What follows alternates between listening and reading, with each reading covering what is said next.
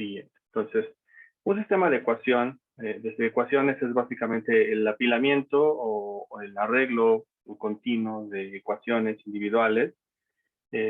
Lo podemos ver de esta manera, por eso empecé con panel, lo podemos ver como un panel. Un panel, si ustedes se acuerdan, era como una ecuación de un individuo a lo largo de una segunda dimensión, que normalmente es el tiempo. En este caso, lo que yo voy a hacer en sistemas de ecuaciones es decir que la segunda dimensión en realidad es muy probablemente otra ecuación. Entonces podemos tener, por ejemplo, muchos individuos en un momento dado, otra ecuación de los mismos individuos para otro momento dado, y así sucesivamente. Entonces se dan cuenta, panel es como un caso muy particular de sistemas de ecuaciones. Voy a empezar entonces con la discusión de sistemas de ecuaciones y sobre la marcha tal vez iré haciendo unos comparativos con la idea esta de panel para que quede más o menos clara la idea de por qué son muy parecidos o porque son en alguna medida análogos o concretamente porque panel es un caso particular de sistemas de ecuaciones. Entonces, y bueno, veré un caso muy particular de sistemas de ecuaciones. Ahí digamos que en el mundo de sistemas de ecuaciones también hay una teoría muchísimo muy vasta.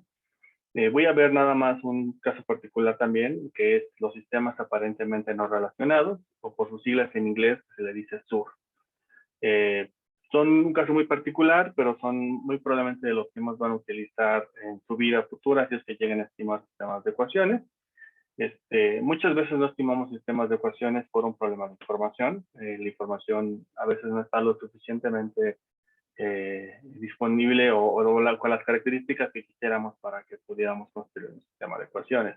O en otras ocasiones también es un impedimento técnico en el sentido de que muy probablemente tenemos un problema de identificación de variables que voy a discutir un poquitito más adelante. Vale. Bien. Entonces, para empezar, voy a plantear lo siguiente, ¿no? Entonces, mi problema de sistema de ecuaciones va a iniciar con algo así. Voy a pensar siempre que yo tengo una ecuación, vamos a llamarle Y1, perdón, igual a una matriz X1 que multiplica a un conjunto de parámetros beta 1 más un epsilon 1, ¿sí? Lo que tengo aquí es una ecuación y voy a omitir en este punto el subíndice y. Y voy a decir, entonces voy a tener la ecuación para la variable 1, digamos que la variable que me de interés 1, la variable dependiente Y1, que esté en función de una matriz X1, y que a su vez esa matriz X1 puede permitirnos construir un conjunto de parámetros beta que van a ser los coeficientes de la regresión, más un término de error asociado a ese problema de esa ecuación concretamente. Luego, entonces, voy a agregar ahora otra ecuación más y voy a llamarle esa ecuación como, lo voy a poner como Y subíndice 2, igual que va a tener una matriz X2, que va a estar multiplicada por beta 2, más un epsilon más. Igual, Y2 va a ser otra variable dependiente, que también depende de una matriz X2, que también tiene sus propios parámetros beta y que a su vez tiene su propio término de error. ¿Sí? Entonces, en este punto lo que tengo es, hasta este momento, dos ecuaciones. Podría yo seguir mi discusión hacia abajo, digamos, podría yo continuar esta discusión y decir que entonces yo tengo una variable Y con el subíndice G, aludiendo a grupos. Entonces, más bien, yo estoy pensando este problema como grupos.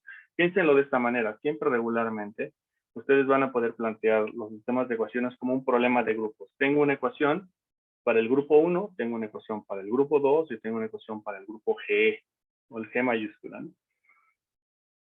Entonces, cuando los pienso de esa manera, entonces ya puedo pensar, bueno, el grupo 1 es una variable, el grupo 2 es otra variable y el grupo G mayúscula es, digamos, la última variable. Igual, ese grupo G va a depender de una matriz XG, que también va a tener sus propios beta G, más un término de error subíndice G mayúscula, ¿sí? Entonces este es mi sistema de ecuaciones, ¿no? Todo este es mi sistema de ecuaciones que voy a discutir más adelante, ¿no? ¿Qué es lo que estoy haciendo? Una observación aquí que no deben de tener nada más, es que estoy omitiendo las I, ¿no? Estoy omitiendo las Estoy omitiendo todos los subíndices así, simplemente para no cargar muchísimo la anotación. Si no, se vuelve un poquitito pesado luego trabajar con tanta anotación, porque tengo por un lado, tengo la información de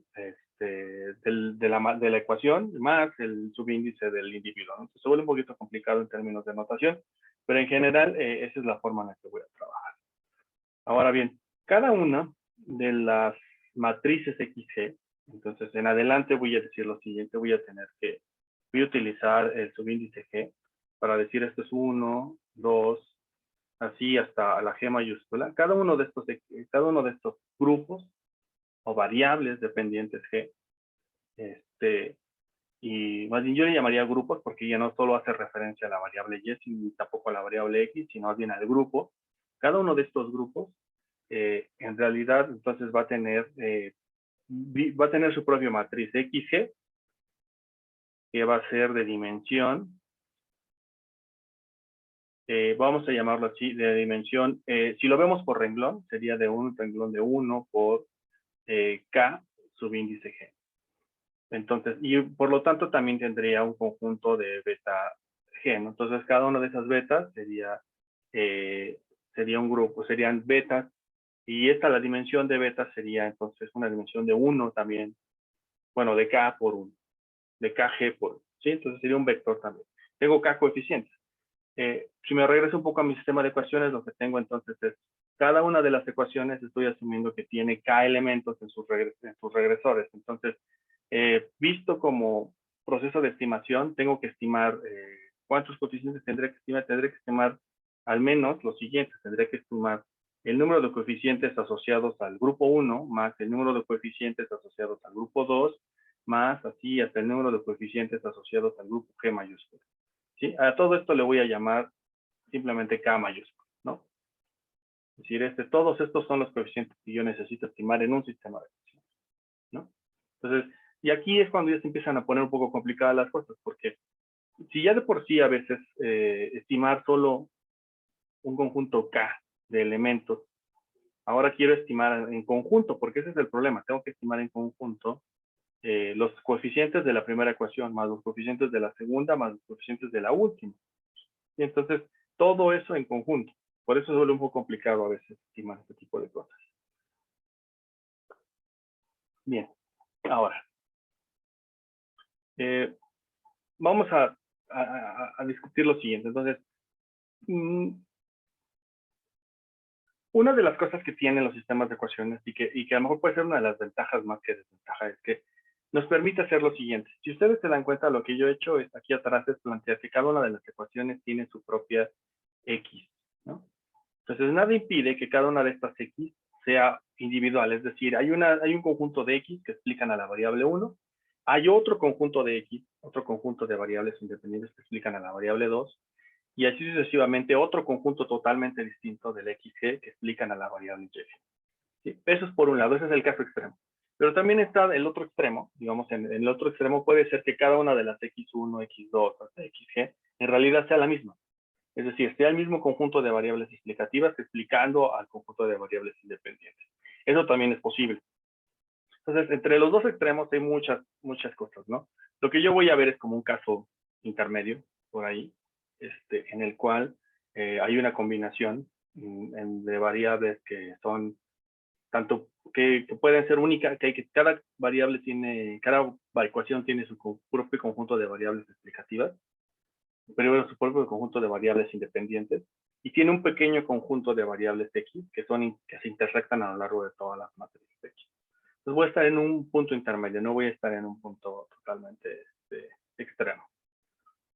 Bien, ahora, lo que voy a hacer es, vamos a verlo como un ejemplo, ¿no? Para ver si con esto puedo tratar de bajar a un problema más común, el problema de sistemas de ecuación. Pueden pensar su problema de la siguiente manera, ¿no? Cuando ustedes trabajan en datos macro, es muy común que a veces quieran ustedes encontrar y lo van a hacer más cuando tomen sus cursos de series de tiempo. Por ejemplo, quisieran hacer una ecuación que determine la demanda de vivienda. Otra ecuación que determine la demanda de alimentos y otra ecuación que determine la demanda de vestidos, ¿no? Entonces, a nivel agregado de los hogares. Podemos pensarlo de esa manera. Entonces, Algunos de ustedes dirán, bueno, si yo tengo una ecuación que es la demanda de la vivienda, yo puedo decir que la demanda de la vivienda, voy a ponerla así, de guión bajo vivienda, para decir que es la demanda de la vivienda, y le voy a quitar el subíndice ahí para decir, bueno, esta es la demanda para individuo representativo. No le estoy poniendo subíndice ahí, solamente estoy diciendo la demanda para individuo representativo. Podría estar dado por lo siguiente. Voy a decir, por una beta asociada a la ecuación 1 y siendo el coeficiente 1. ¿Sí? Entonces, y esta sería mi constante para esta ecuación. Luego tengo la beta de la ecuación 1, pero asociado al coeficiente 2. Y el coeficiente 2 va a estar asociado, digamos que el precio de las casas es un determinante de la vivienda, lo cual es racional, ¿no? Es decir, el índice nacional de precios de las casas, por ejemplo, puede explicar cuántas viviendas está demandando, ¿no? Cuando el índice crece, pues probablemente la demanda cae. Aquí me voy a hacer un poquito como omiso de que hay un problema de endogeneidad, porque muy probablemente alta demanda de vivienda puede incentivar altos precios de vivienda, ¿no? Y viceversa, ¿no? Baja demanda puede disminuir los precios y, bueno, digamos el caso inverso, ¿no? Que los altos precios disminuyen la demanda, bajos precios incrementan la demanda. Pero voy a suponer en este punto que al ser datos macro, y que vamos a suponer que la variable de decisión es únicamente la variable de precios y que la otra, pues bueno, simplemente no influye sobre los precios. Vamos a pensarlo de esta manera. No voy a ser un poquito loco con este problema de endogeneidad, pero bueno, simplemente es para ilustrar la situación. Ahora, le voy a agregar otra variable más. Vamos a pensar que tengo una beta 1,3, que vamos a decir que es el precio de alimentos, más un beta 1,4, que vamos a decir que es el precio del vestido, ¿no? De la ropa en general, ¿no? Del concepto atuendo, vestido, de lo que las encuestas de ingreso gasto se les denomina así, ¿no? Y vamos a agregar una variable más, vamos a llamarle beta 1,5, que sea, digamos, el ingreso, ¿no? Porque esa es probablemente de las variables más importantes, ¿no? Entonces tengo aquí una ecuación de la demanda de la vivienda, ¿no? La demanda de la vivienda depende del precio de las casas, depende del precio de los alimentos, depende del precio del vestido y depende del precio del ingreso. Y la razón es la siguiente, ¿no? El ingreso básicamente explica mucho de la demanda de las viviendas, porque mayor ingreso puede generar más demanda de viviendas. Y las otras tres variables en sí son complementarias o, bueno, más bien son sustitutos, ¿no? O sea, por ejemplo, si los alimentos incrementan muchísimo, muy probablemente la demanda de vivienda disminuirá porque los hogares van a preferir consumir alimentos por encima de un bien como la vivienda, ¿no? En el resto del vestido no me queda tan claro, ¿no? Porque ahí sí puede ser un problema más tal vez de complementariedad más que de sustituibilidad. Ahora bien, así como construimos esta ecuación, podemos construir una ecuación asociada también a la demanda del precio de los alimentos, ¿no? Bueno, de la demanda de los alimentos, que sería muy parecida, ¿no? Entonces, vamos a pensarlo de esta manera, así como construir esta demanda, ¿no? Entonces, tengo la demanda, voy a construir otra ecuación, que va a ser la demanda de alimentos, la cual va a ser igual a, vamos a llamarla así, beta 1, perdón, este sería beta 2, porque sería para la ecuación 2.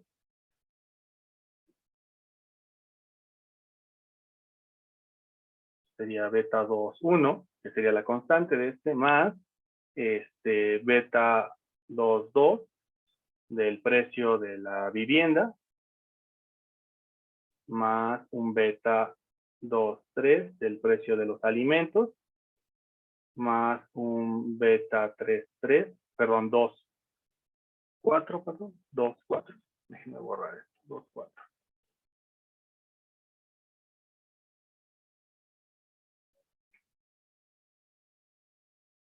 2, 4 del precio del vestido, como lo vimos,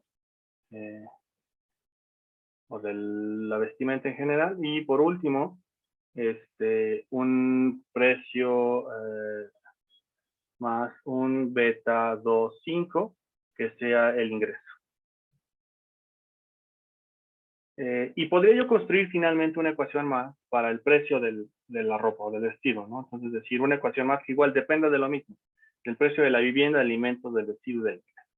Entonces, ahora, si ustedes se dan cuenta, podrían pensar que cada una de estas ecuaciones podría ser estimada de manera independiente. Sí, es decir, puedo tener una ecuación de la demanda de la vivienda, otra ecuación de la demanda de alimentos, y estimarlas de manera independiente. Y no tendría yo ningún problema, ¿no? Es decir, las estimo de manera independiente y ¿cuál sería la razón por la cual tendría que estimarlas como un conjunto, como un sistema? Bien, la razón principal por la que tendría que estimarlo como un conjunto de información es que cuando yo agrego un término de error a la ecuación 1, por ejemplo, voy a agarrar aquí el término de error de la ecuación 1 más el término de error de la ecuación 2, hay una cosa que estoy omitiendo en este punto. Es decir, hay información de la demanda de la vivienda que puede estar afectando a la demanda de alimentos y que no necesariamente está capturado por los precios ni por el ingreso. Puede haber otro conjunto de información omitida que puede contribuir a explicar entre ambas variables. ¿Sí? ¿Qué otro tipo de información omitida puede ser este? Preferencias, por ejemplo, ¿no? Las preferencias no las podemos categorizar o no las podemos a veces, más que categorizar, no las podemos asociar con una variable particular. No tenemos una variable en las encuestas que se llama preferencia. No sabemos, muchas veces, por ejemplo, hay ciertas regiones del mundo que prefieren algún tipo de bienes sobre otros. Piénsenlo de esta manera, ¿no? O sea, por ejemplo, en algunos países a la vivienda se le suele ver más como un patrimonio que les permite acceder a un conjunto de bienes financieros o de servicios financieros superiores que no podrían acceder en otros lugares. Concretamente piénsenlo de esta manera, ¿no? Por ejemplo, hay zonas, incluso en nuestro país, ¿no? Hay zonas del país donde los derechos de propiedad no están totalmente claro definidos. ¿Por qué? Porque resulta ser que los títulos de propiedad ni siquiera están totalmente regularizados. Entonces, el hecho de que tú tengas en posesión una vivienda no garantiza que tú puedas utilizar esa vivienda como un medio que te facilite el acceso a otros servicios financieros adicionales. ¿Por qué? Porque per se no tienes la propiedad de esa vivienda. ¿Sí? Simplemente te la heredó algún pariente, pero nunca lo regularizaste, nunca pusiste las escrituras a tu nombre. Entonces no puedes hacer uso de esa vivienda para poder, por ejemplo, obtener una hipoteca y poner un negocio. O obtener una hipoteca y pagar la educación de tus hijos. ¿Sí? Entonces, cuando toda esta información omitida está concurriendo en la información, muy probablemente lo que tienes que hacer es estimar este conjunto. Para poder capturar esa información omitida, que al menos esté capturada en el término de error y disminuya la variabilidad de algunos factores adicionales. ¿Vale? Esa es la razón principal. Y por eso es que a este tipo de cosas le decimos a veces modelos o sistemas de ecuaciones aparentemente no relacionados, porque es que aparentemente no está relacionado, pero en realidad sí, ¿sí? Hay un conjunto de información omitida. Muy parecido al panel. ¿Por qué razón el panel lo estimábamos como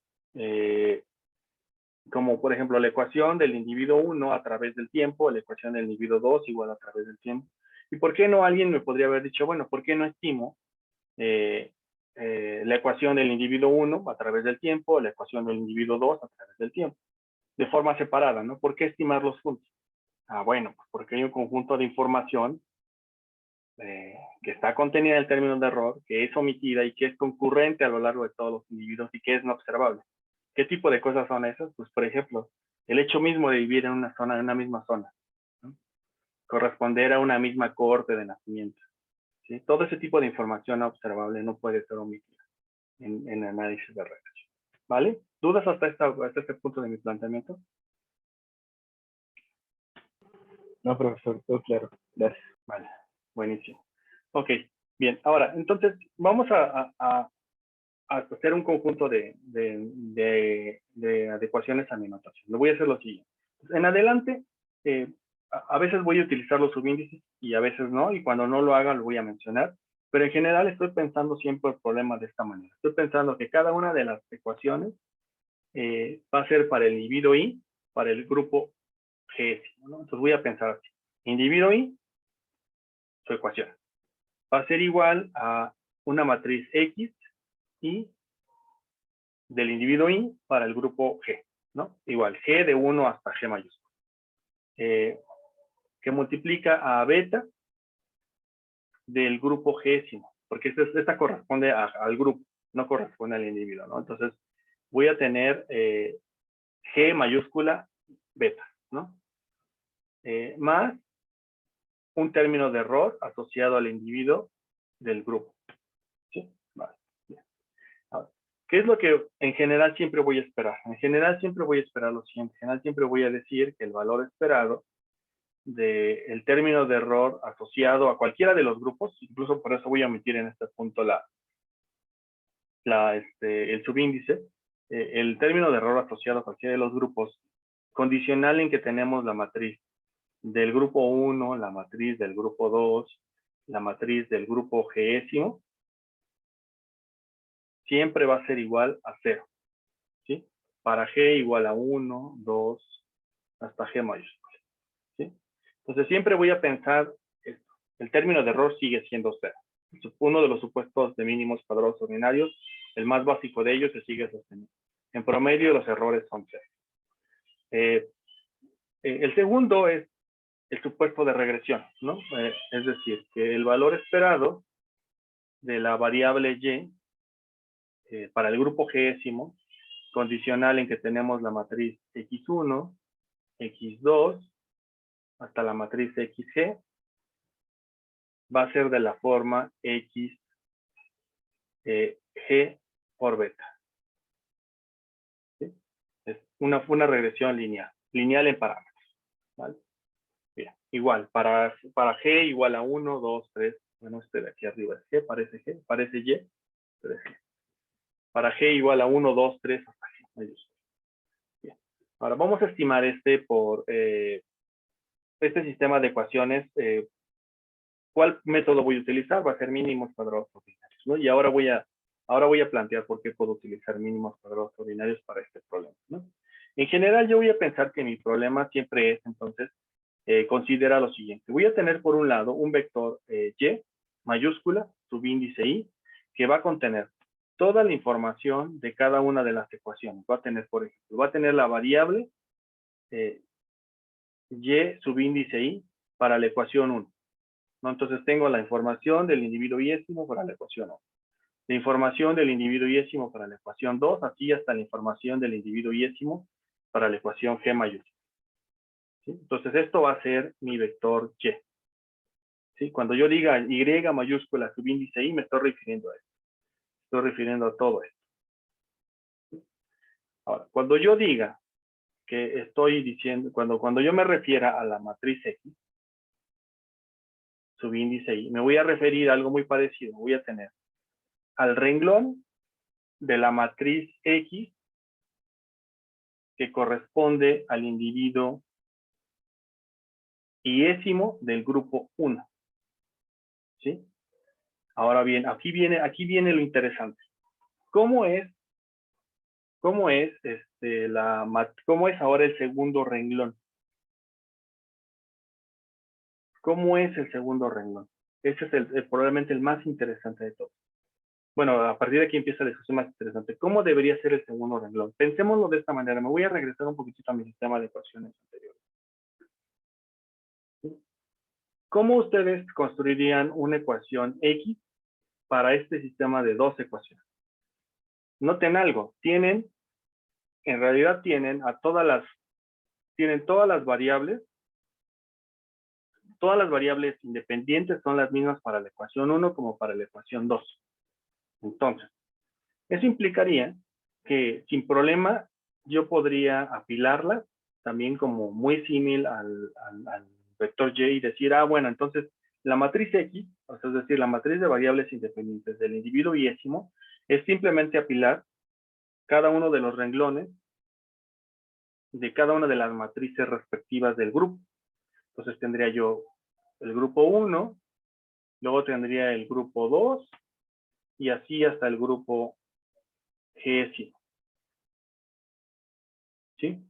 Siempre que, esta es una característica importante, siempre que todas las variables en X sean las mismas. Es decir, cada una de las ecuaciones las explican las mismas variables independientes. Siempre que eso pase, esto va a ser cierto. Ahora, yo les dije que también puede haber situaciones en las cuales las variables independientes no coincidan para los grupos. Es decir, yo tengo un conjunto de variables independientes para el grupo 1 y tengo un conjunto de variables independientes para el grupo 2 y así sucesivamente hasta el grupo G'. Entonces, en ese caso, ese otro caso extremo, voy a decir que XY se va a ver de la siguiente manera. XY se va a ver como una cosa por el estilo. Va a ser igual. La información del individuo yésimo para el grupo 1. Luego, para el grupo 2, aquí voy a poner un 0. Y aquí tendría la información del grupo, para el individuo yésimo del grupo 2. Y aquí tendría aquí un 0. Y así me iría hacia abajo hasta 0, 0, hasta el último que sería la información del individuo yésimo para el grupo G', y aquí arriba tendría simplemente puros ceros. Déjenme aquí me sobró un 0. Aquí arriba tendría algo así. Sería para el renglón 2, puntitos. Tendría yo una matriz diagonal donde en la diagonal tendría yo un conjunto de renglones en los cuales estaría toda la información del individuo yésimo para cada una de sus ecuaciones. ¿Sí? Si se dan cuenta, está como desplazada, sería una matriz diagonal, simplemente. Ese es el caso extremo en el cual los regresores no coinciden a lo largo de las ecuaciones. Cada una de las ecuaciones tiene su propio regresor. Es el otro caso extremo. En realidad, nosotros vamos a operar en un mundo intermedio entre la forma 1, que está aquí arriba, y la forma 2, que es la que pongo aquí abajo. En un mundo intermedio en el que a veces va a haber un conjunto de variables que son comunes y a veces va a haber otro conjunto de variables que no son comunes entre los grupos. Entonces, a veces lo que va a ocurrir es que en realidad mi matriz XY se va a ver más parecida a algo así, ¿no? Va a tener como una parte como diagonal, que va a ser XY1, 0, 0, XY2, aquí acá va a tener 0, 0, hacia acá va a tener 0, 0, hacia acá va a tener X y para el grupo G', y aquí voy a poner Z para el individuo Y del grupo 1, Z del individuo Y para el grupo 2, y aquí hasta Z para el individuo Y para el grupo G, donde Z son un conjunto de variables que son comunes a lo largo de todos los individuos. ¿A qué se parece eso? A panes, ¿no? ¿Qué era el efecto fijo? Un conjunto de factores que permanecen fijos a lo largo de toda la segunda dimensión. ¿Sí? Entonces, ver sistemas de ecuaciones es como ver panel, pero como cambiar las dimensiones. Por un lado, ahora la dimensión sobre la que estoy corriendo es sobre los individuos y no sobre el tiempo. ¿Sí? Digamos, es como el cambio de enfoque. Pero en realidad estamos viendo exactamente lo mismo. Como un panel en realidad es un modelo de ecuaciones con un conjunto de características particulares. ¿Vale? Bien. Ahora, esto puesto, ¿por qué lo estoy planteando de esta manera? Lo estoy planteando de esta manera por la siguiente razón. En general, yo voy a decir que cuando yo hable de un sistema de ecuaciones, voy a tener un conjunto que va a ser un vector y, una matriz xy, de la forma que sea, de las tres formas que yo he visto hasta ahora, de cualquiera de las tres formas, para los individuos y igual a 1, 2, hasta n mayúscula. ¿Vale? A esto es mi conjunto de información para cada uno de los individuos. ¿Sí? ¿Dudas hasta este punto?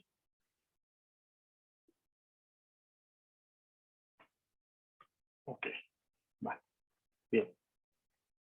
Entonces, dicho eso, yo voy a tener que la información de la variable dependiente para el individuo iésimo, que se compone de un montón de variables, aquí es cuando ya se vuelve multivariado, tiene muchas variables esta, va a ser igual a la matriz X y que multiplica a beta más un epsilon i, donde resulta ser que X es de cualquiera de las tres formas que yo dije arriba, Y es de la forma que dije anteriormente, y vamos a ver cómo sería beta. ¿Cómo sería beta? Bueno, beta tendría que ser de la siguiente manera. Tendría que ser un vector que tiene primero a todas las betas de la ecuación 1, luego a las betas de la ecuación 2 y así hasta las betas de la ecuación G mayúscula. Entonces, ¿cuántas betas tengo aquí? Bueno, pues depende, ¿no? Si tengo K en el primer grupo más K en el segundo más K en el último, vamos a decir que tengo en realidad G por K betas. O sea, tengo un montón de betas en este vector.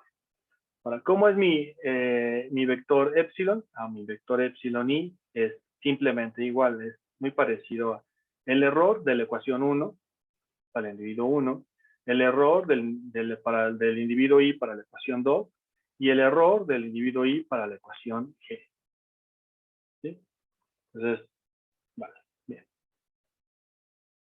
Ahora, bueno, ya hecha mi notación y ya hecho mi planteamiento, entonces voy a resumir como mis supuestos de estimación de la siguiente manera.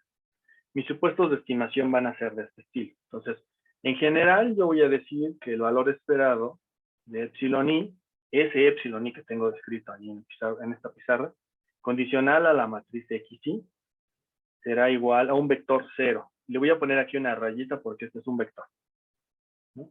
Es decir, este amigo va a ser, así va a ser 0, 0, 0. Es un vector que va a tener tantos renglones como ecuaciones de. Ahora, mi siguiente supuesto es, voy a asumir que la información de la matriz xi, cuando la quiera proyectar sobre el vector epsilon i, esto va a ser igual a 0. No va a haber información contenida en la matriz X que pueda yo proyectar sobre los residuales, ¿sí? Y esto va a ser siempre, ¿sí? Bien. Ahora, dicho estos supuestos que resumen básicamente todos los supuestos que he venido planteando para mínimos cuadrados ordinarios, y dada la forma de las matrices que planteé, entonces uno se puede preguntar en este punto, si las matrices son como ya dije, y entonces yo puedo decir que en general, cuando yo hable del vector Y mayúscula sin subíndice, yo puedo decir que este vector Y es simplemente el apilamiento de la información para el individuo 1, la información para el individuo 2 y así la información para el individuo G mayúscula. ¿Sí? Entonces, si se dan cuenta, lo que tengo es simplemente apilar los datos para el individuo 1, individuo 2, así hasta el individuo G mayúscula. Para la matriz X sería algo muy parecido. Para la matriz X mayúscula simplemente sería apilar toda la información de la matriz del individuo 1, de la matriz del individuo 2 y para la matriz del individuo G. Noten que en este caso la matriz X sí ya no tiene otras formas particulares. ¿Por qué? Porque donde toma las formas particulares es en el individuo. Perdón, no es para el grupo, es para el individuo. Aquí me equivoqué, es para él.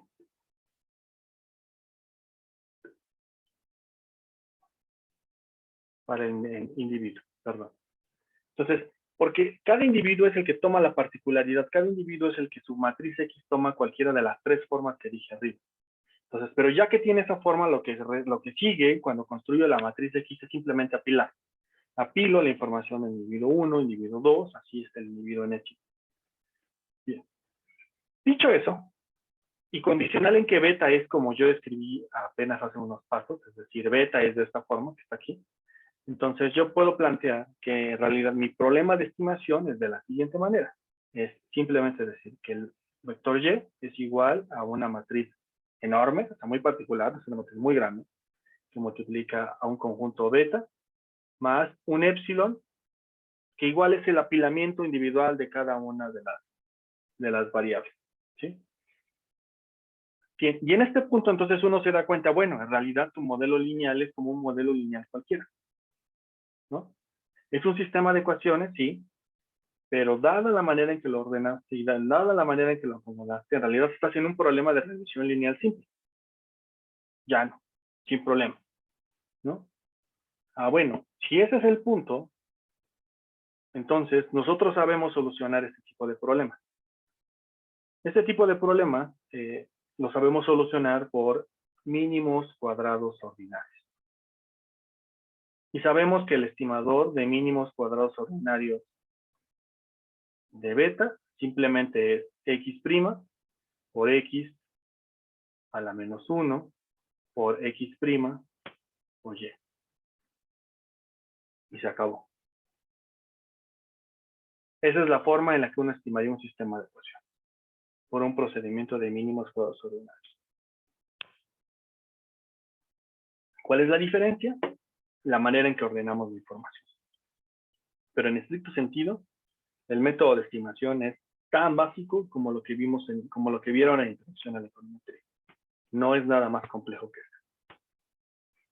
Dicho eso, todas las propiedades que vimos para mínimos cuadrados ordinarios se siguen sosteniendo. ¿Como cuál propiedad? Por ejemplo, ¿no? La que habíamos dicho, ¿no? En algún punto, ¿no? Que era la información contenida en el término de error multiplicada por la matriz X va a ser igual a 0. Siempre esto va a ser cierto, ¿no? ¿Qué otra cosa sabemos de esto? Es que una aproximación de la varianza de los errores era prima por E entre N menos K. Pero ¿cuántos K tengo aquí? Bueno, muchísimos, ¿no? En realidad yo esto todavía lo puedo desagregar un poquito. Esto puedo tener E' por E' entre N menos, que tengo acá 1 más K2 más puntitos K del último grupo.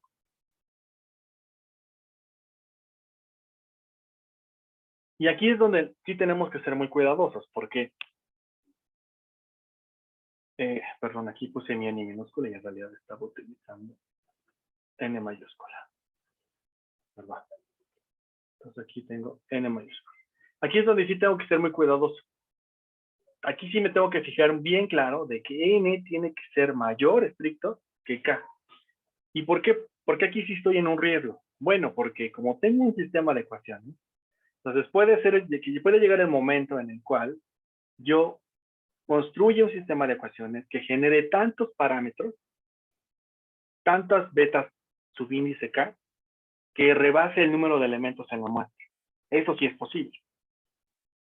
Entonces, una de las cosas que a lo mejor tenemos que tener mucho cuidado es en esta. Esto es probablemente de las cosas más importantes que tienen que checar cuando hacen un sistema de ecuaciones. ¿Vale? Bien. Entonces, y para cerrar un poquitito esta discusión del procedimiento de estimación, vamos a decir lo siguiente. Entonces, la varianza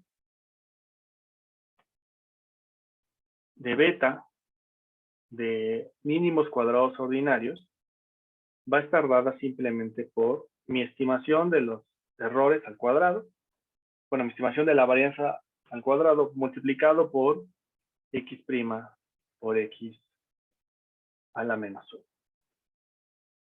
¿Sí? Tal cual lo venía yo así. Entonces puedo hacer pruebas de hipótesis con la misma manera en que lo venía haciendo con una prueba T. Puedo construir una prueba F como lo había hecho en mínimos cuadrados ordinarios, tal cual. O sea, me puedo regresar a las notas, a esa parte de la clase y construirlo de la misma manera. ¿Sí? Ahí no tengo ningún problema. Sería exactamente lo mismo. Pruebas T, pruebas F, bondad de ajuste, si quisiera, también se puede construir. Todo eso con un sistema de ecuaciones. ¿Sí? Bien, ¿dudas hasta este punto?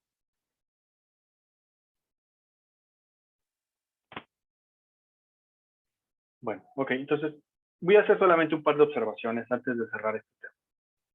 Esta parte del tema, perdón, todavía faltan unos puntos. Alguna de las observaciones.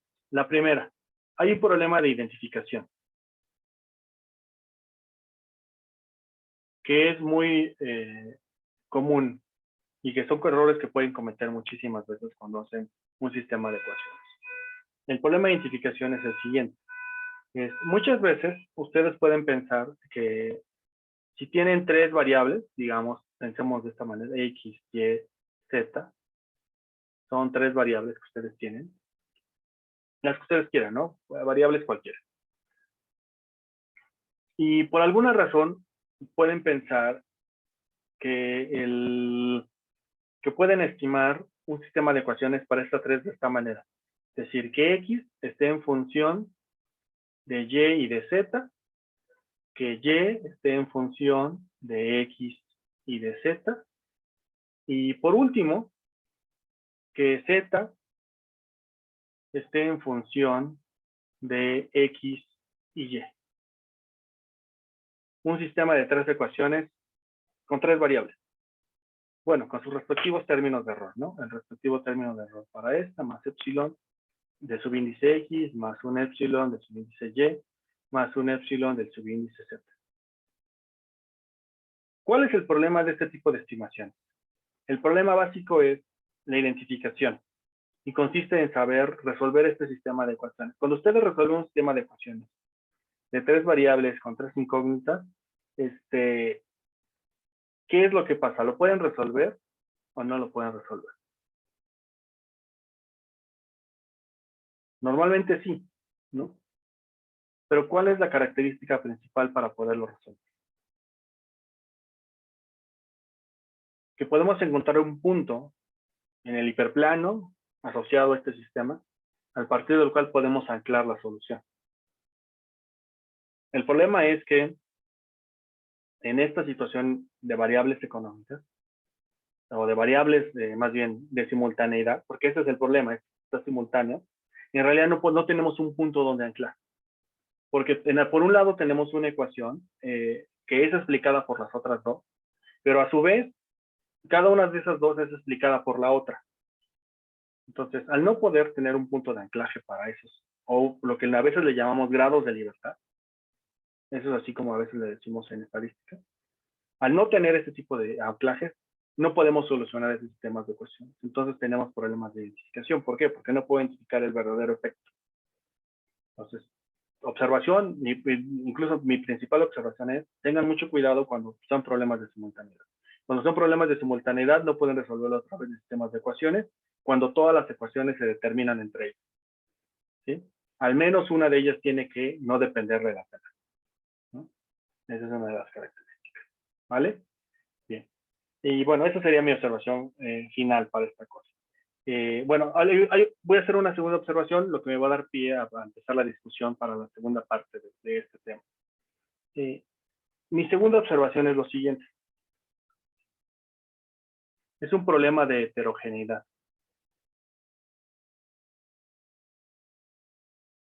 Hasta este punto, mi discusión se ha centrado en que la varianza a través de la muestra es constante, ¿sí? Es decir, no importa en qué punto de la muestra me pare, siempre que tome yo la varianza en ese punto, la varianza será la misma, ¿sí? Y así puedo continuar a lo largo de la muestra. El problema que tengo en sistemas de ecuaciones es que eso no necesariamente es cierto. De hecho, ni siquiera en mínimos cuadrados ordinarios es consistentemente cierto. Piensen en esta situación. Imagínense que están analizando información de empresas, ¿no?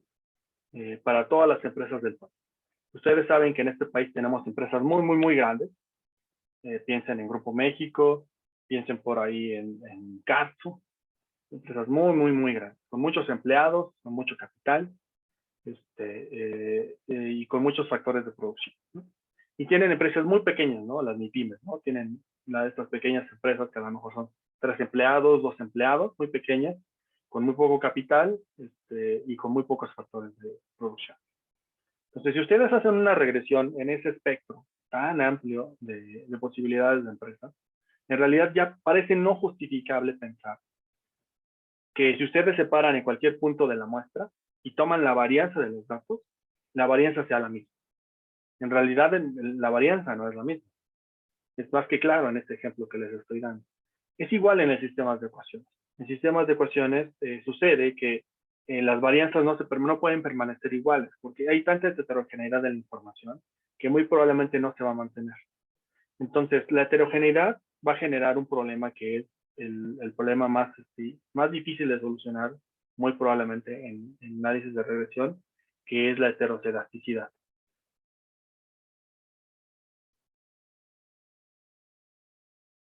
¿Sí? ¿Cómo lo solucionamos? Eso es lo que quiero ver ahora, ¿vale?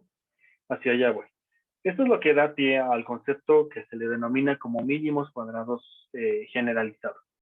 Ahora bien, como lo que ya hice hasta este punto fue mostrarles que la regresión asociada a un sistema de ecuaciones es muy parecida a un mínimos cuadrados convencional, entonces nada impide que tome el ejemplo más básico, que me regrese a mínimos cuadrados con la notación de mínimos cuadrados, porque yo sé que esa notación de mínimos cuadrados es válida para sistemas de ecuaciones. Entonces me voy a regresar hasta esa notación, a la notación más básica. Entonces aquí en este punto voy a empezar con un subtema que es mínimos cuadrados generalizados. Ustedes lo van a encontrar. El concepto de generalizado la palabra generalizado está asociado al problema de cómo solucionamos el problema de heterocedasticidad. ¿Vale? Bien, antes de empezar con esta parte, ¿alguien tiene alguna duda?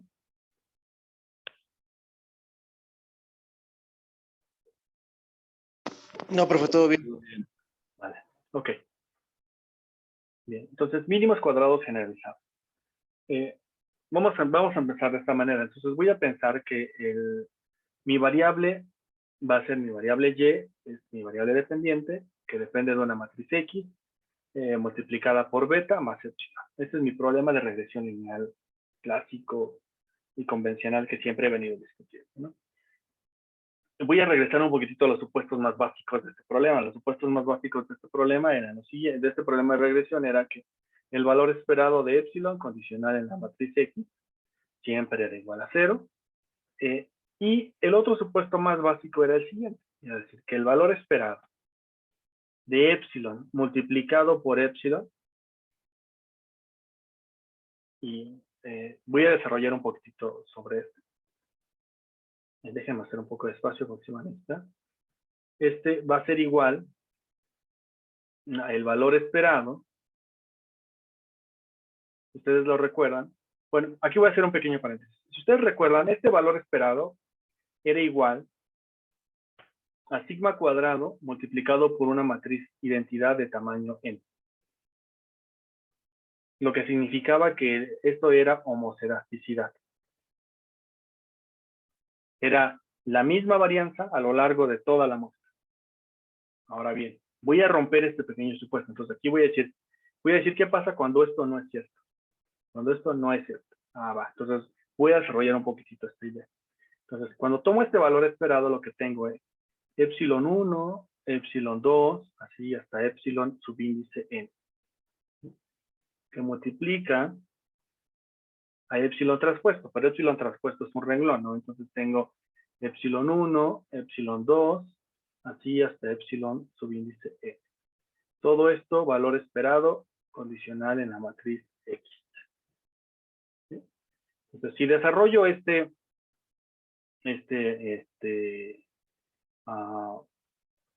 ¿cómo se llama? Esta operación matricial, si multiplico esta operación, entonces lo que voy a tener es lo siguiente.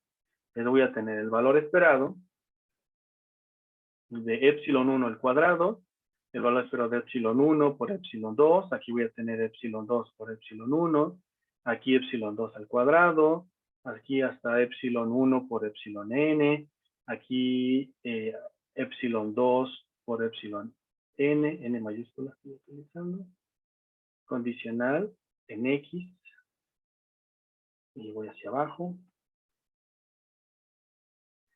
Aquí abajo sería epsilon n, que multiplica epsilon 1, y aquí hasta epsilon n cuadrado.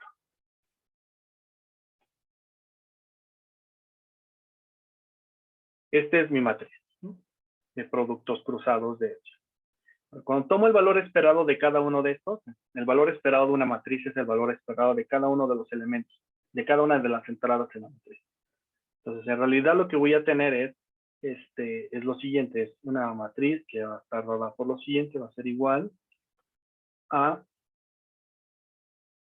el valor esperado de epsilon 1 al cuadrado condicional en X, el valor esperado de epsilon 1 por epsilon 2, así me voy hasta, bueno, condicional en X, aquí me faltó, así está el valor esperado de epsilon 1 por epsilon n condicional en X, hacia acá voy a tener el valor esperado de epsilon 2 por epsilon 1 condicional en X. Aquí voy a tener el valor esperado de epsilon 2 al cuadrado condicional en X. Aquí hasta el valor esperado de epsilon 2 por epsilon n condicional en X. Y hacia abajo voy a tener el valor esperado de epsilon n por epsilon 1 condicional en X. Y hacia acá me voy a ir hasta el último, el valor esperado de epsilon n al cuadrado condicional en X. Todo esto cerrando mi matriz, ¿no? Cerrando mi matriz. Listo. Vale. Bien. Ahora analicemos cada uno de estos elementos que están aquí. Y me voy a ir por los elementos fuera de la diagonal y luego regreso a los elementos dentro de la diagonal. Entonces, cuando yo hacía análisis de regresión, ¿qué valor debería de tener esta expresión que estoy señalando en verde? El valor esperado de epsilon 1 por epsilon 2. Es decir, la información del individuo 1 con la información, el término de error asociado al individuo 1 con el término de error asociado al individuo 2. En valor esperado, ¿esto qué debería ser igual? ¿Se acuerdan? 0. ¿Por qué? ¿Cuál era la razón? ¿Se acuerdan? ¿O alguien se acuerda? ¿Por qué esto debía ser igual a 0? ¿Alguno de ustedes lo recuerda? Bien, no pasa nada. La razón es la siguiente. No hay información contenida entre los individuos que sea común. Es decir, información no observable. Es decir, la información de Benjamín con alguno de ustedes. En la ecuación individual no hay información común que esté correlacionada. O información más bien común. El común ya se implicaría correlacionada. ¿Sí? Pero eso no siempre es cierto. De hecho, eso en realidad no es cierto. Ya que el hecho de que compartamos la misma ciudad, en el caso de los que estamos en este momento en la Ciudad de México, los que no, bueno, tal vez sea una excepción, pero los que estamos en este momento en la Ciudad de México tenemos una información común. ¿Cuál es esa información común? Por ejemplo, en este punto de la pandemia, que hay ciertas actividades cerradas. Entonces, por ejemplo, si muchos de nuestros ingresos dependen de alguna actividad particular, que en este momento está cerrada, entonces tenemos información común. Y en realidad, el punto de la pandemia es un caso extremo, pero en realidad siempre somos agentes interrelacionados. Por ejemplo, que haya mucha contaminación en la ciudad algún día y que de repente eliminen la posibilidad de movilizarte en auto y que te obliguen a no usar autos, en realidad ya es información común para todos los que estamos en esa zona geográfica. Entonces, este supuesto de que la información del individuo 1 con el individuo 2 es igual a 0 es un poco irreal. Nosotros la mantenemos porque esa es la forma más sencilla de mantener la matriz. Pero esto no es necesariamente cierto. De hecho, vamos a ver qué pasa cuando esto no es cierto. Cuando la información correlacionada del individuo 1 con el individuo 2 no es 0. ¿Sí? Vamos a pensar qué pasa cuando esto es distinto de 0. ¿Vale? A esto en series de tiempo se le denomina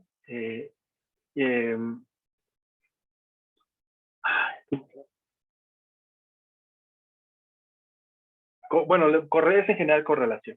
Simplemente tiene un nombre muy particular, pero se me olvidó el de series de tiempo.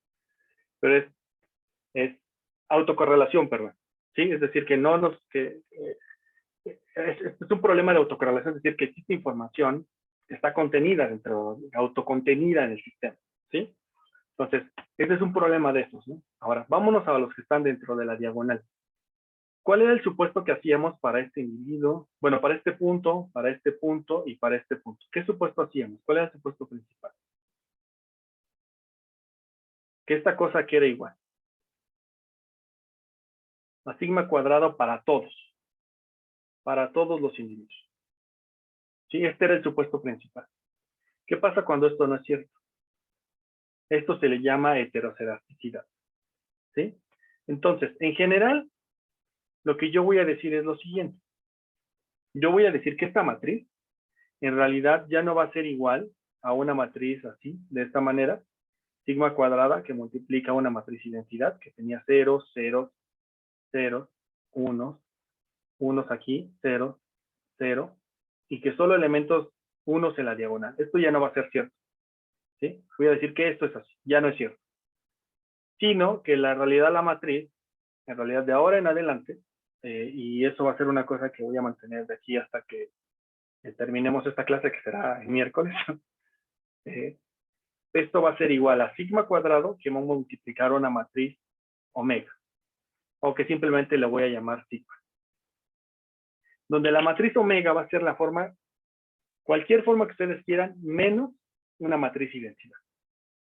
¿Sí? ¿Qué pasa cuando hay un conjunto de varianza que sí efectivamente es común? Es decir, un conjunto de componentes de varianza que es común entre todos los individuos, pero hay una parte de varianza que no lo es, que es individual. ¿Sí? En este punto es donde me voy a quedar ahora. ¿Sí? Entonces me quedo aquí en este punto, retornamos la siguiente clase hasta este punto, y voy a terminar la parte de estimación de mínimos cuadrados generalizados y vemos un ejemplo. ¿Vale? No sé si tengan alguna duda hasta aquí.